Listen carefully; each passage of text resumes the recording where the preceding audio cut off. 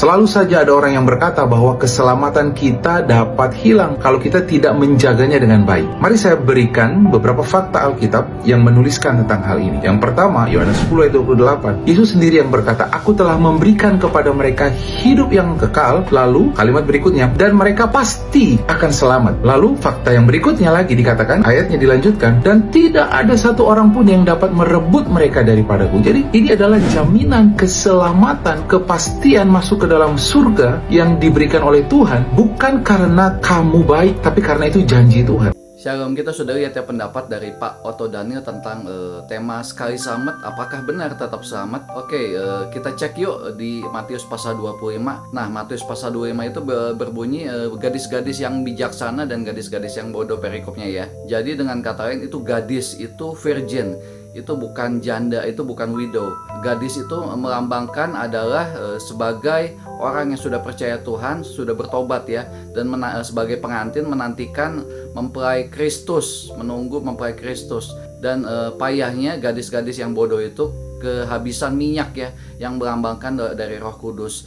Jadi dengan kata lain, gadis-gadis bodoh itu benar-benar kehilangan Roh Kudus. Kita masih ingat juga Simpson atau Samson ya, yang bahasa Inggrisnya Samson, itu berarti dia terlalu sering berbuat dosa sehingga akhirnya Roh Kudus meninggalkan dia.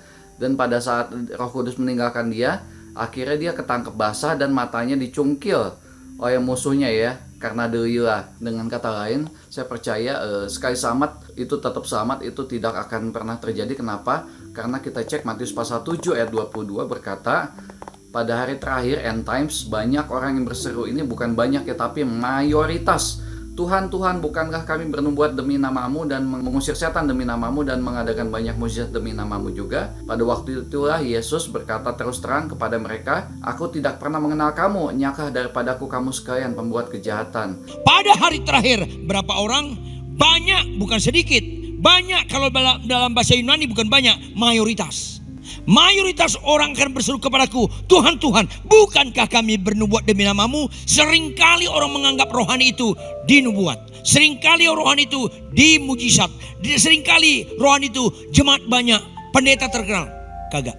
Jadi ini menurut pendeta Ridwan juga berkata, ini adalah mayoritas dari kemungkinan para pengkhotbah, para pelayan firman Tuhan ya. Jadi kita harus berhati-hati supaya jangan seperti Simpson atau Samson yang akhirnya kehilangan Roh Kudusnya dan dia bisa bertobat lalu beriman lagi sehingga Roh Kudus kembali. Dan itu sangat beruntung. Itu jarang sekali terjadi pada orang yang percaya. Amin.